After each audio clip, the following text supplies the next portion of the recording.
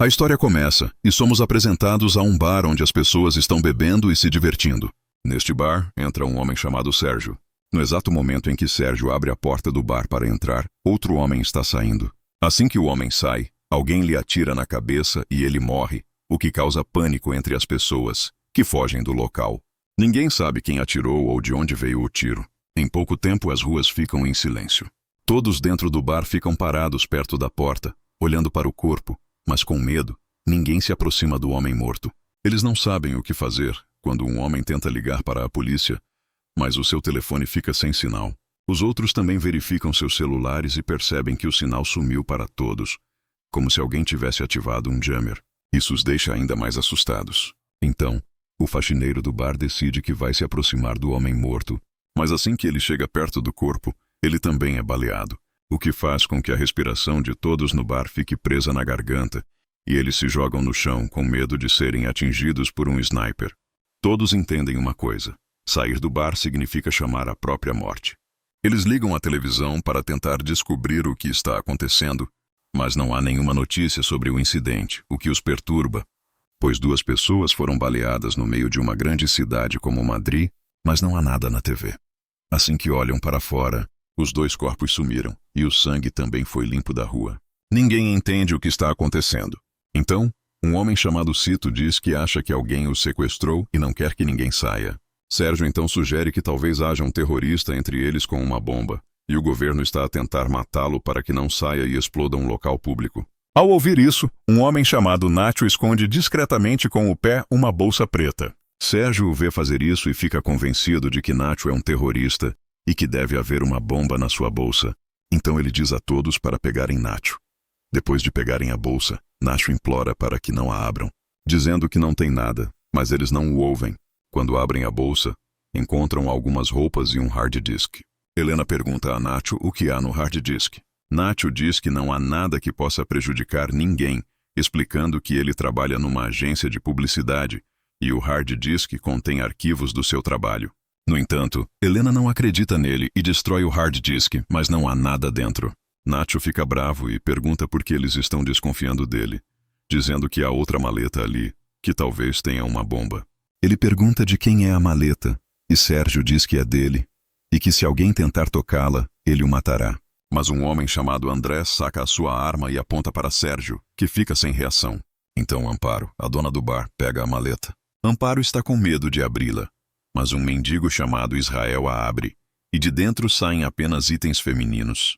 Sérgio explica que tem que vender essas coisas e sente vergonha de dizer às pessoas qual é o seu trabalho. Antes que pudessem entender mais alguma coisa, eles ouvem um barulho estranho vindo da casa de banho. Quando tentam abrir a porta, ela está trancada por dentro. Eles conseguem abrir a porta e veem um homem gordo caído no chão, inconsciente. No início da história, esse homem havia entrado na casa de banho a tossir e estava desmaiado lá desde então. Há uma seringa perto dele. Pensando que ele é um viciado em drogas, eles o ignoram. Nesse momento, eles ouvem o barulho de carros lá fora. Ao se aproximarem da porta, veem que há muitos oficiais do exército do lado de fora, com máscaras nos rostos. Felizes ao verem os soldados, eles começam a gritar por ajuda. Os soldados, no entanto, empilham pneus e ateiam fogo neles antes de irem embora. Embora todos pensassem que eles vinham para ajudar, eles não o fizeram. Um tempo depois, notícias na TV informam que um grande incêndio atingiu uma parte da cidade e que a área foi isolada e ninguém mais pode entrar. As pessoas presas no bar não entendem por que o governo está a mentir, dizendo que o fogo foi um incêndio acidental, quando eles próprios o causaram, e por que, depois de os verem, não os resgataram.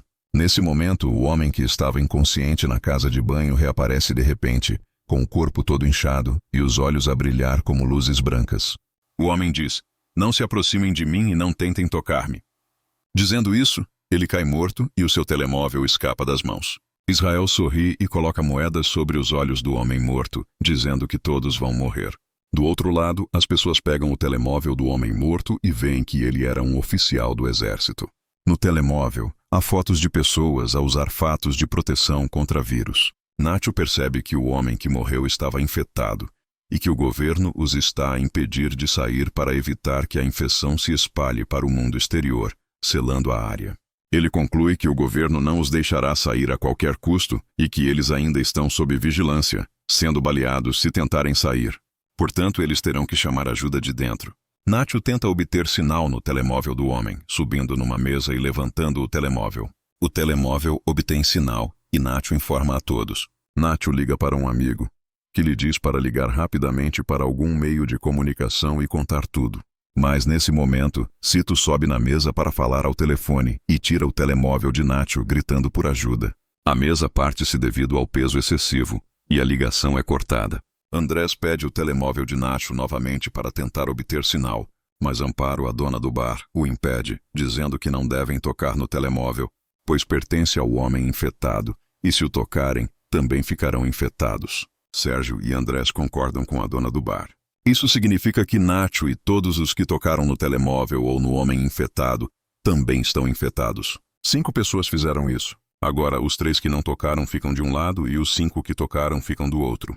Helena diz que não devem entrar em pânico, pois estão juntos há horas e, se estivessem infectados, já estariam.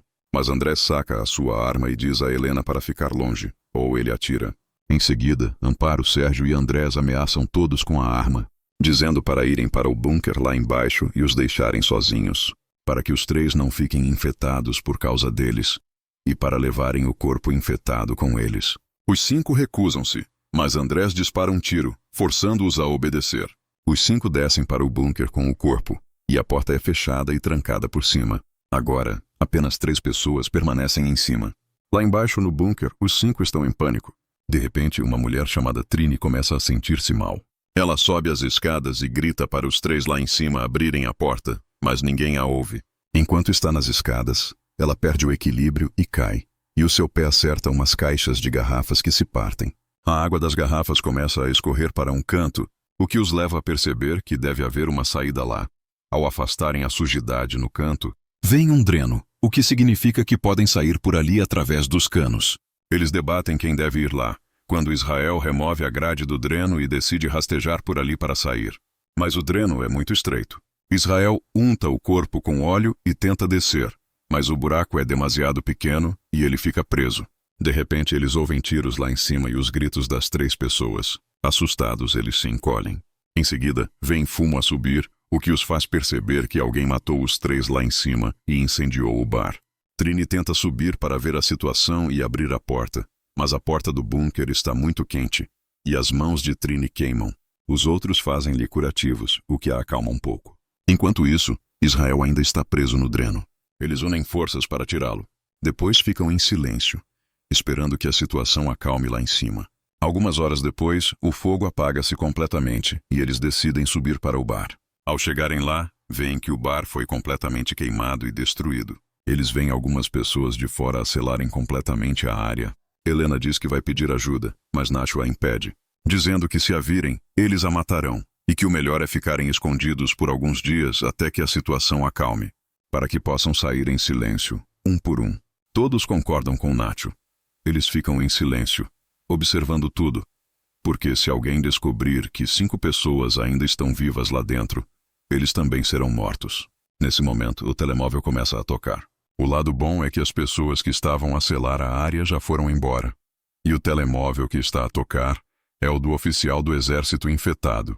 Helena pega o telemóvel e começa a ler as conversas do WhatsApp. Numa delas, um homem pergunta ao oficial do exército se ele está melhor depois de tomar a vacina.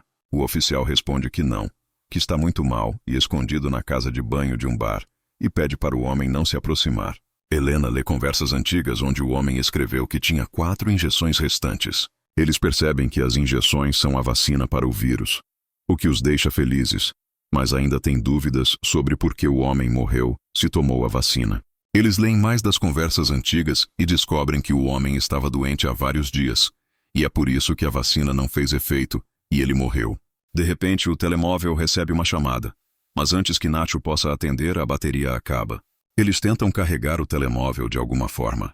Nacho encontra uma arma e pega-a discretamente. Helena sugere que, já que o homem escreveu que tinha mais 4 vacinas, eles deviam procurá-las. Eles voltam para o bunker e procuram na mala do homem, mas não encontram vacinas. Eles se lembram de que ele foi para a casa de banho primeiro. Ao chegarem lá, encontram Israel sentado com as vacinas na mão.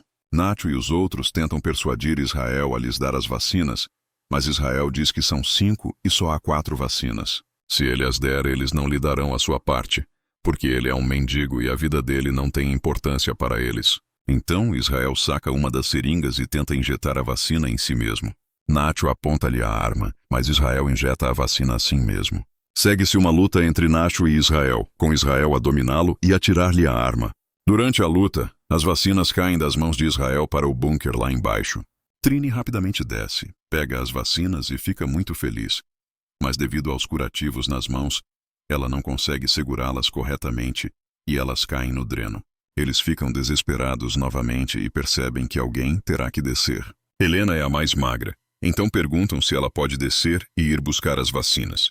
Inicialmente ela recusa, mas depois concorda. Eles untam o corpo de Helena com óleo e a empurram à força pelo pequeno buraco. Com muito esforço, ela cai nos canos do dreno. Depois de procurar por um longo tempo na água, Helena finalmente encontra as vacinas e sai da água.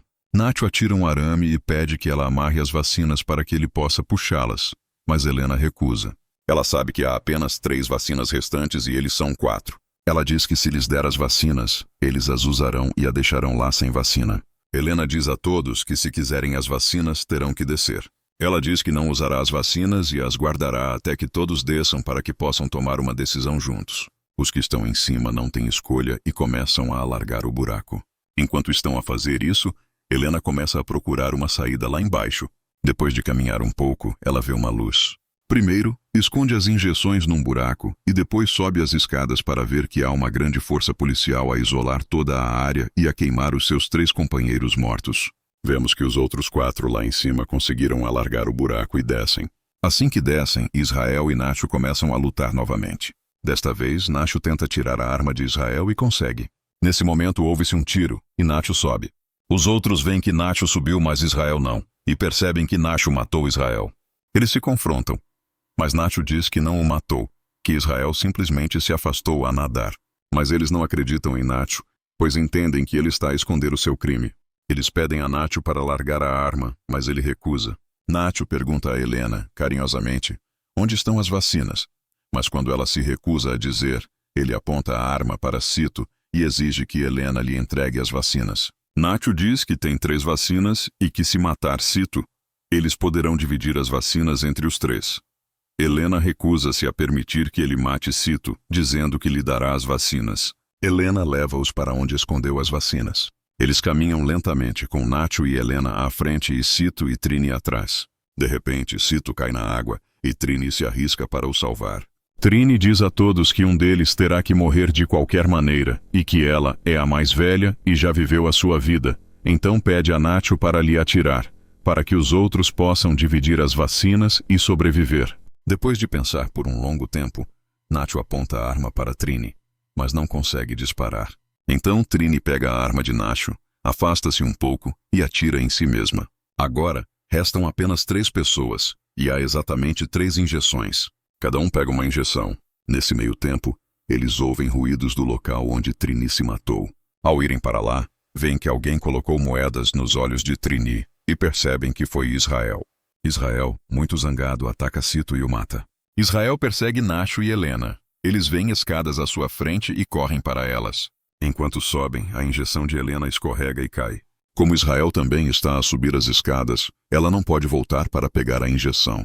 Israel agarra o pé de Nacho. Nacho percebe que não conseguirá sair, então entrega a sua vacina a Helena, dizendo-lhe para se cuidar. Israel puxa Nacho para baixo com força e os dois caem, morrendo. Helena injeta em si mesma a vacina dada por Nacho e abre a tampa do dreno saindo. Ao sair, ela vê muitas pessoas e que o governo isolou completamente a área a partir daquele ponto. Uma mulher tira o seu casaco e o coloca em Helena, que se mistura à multidão. Algumas pessoas inocentes morreram nesta história. Mas o governo foi forçado a tomar essa medida, porque se essas pessoas tivessem se misturado à população sem a vacina, o vírus poderia ter se espalhado por todo o mundo. O governo foi forçado a tomar essa atitude para a segurança pública do seu país. A história termina aqui.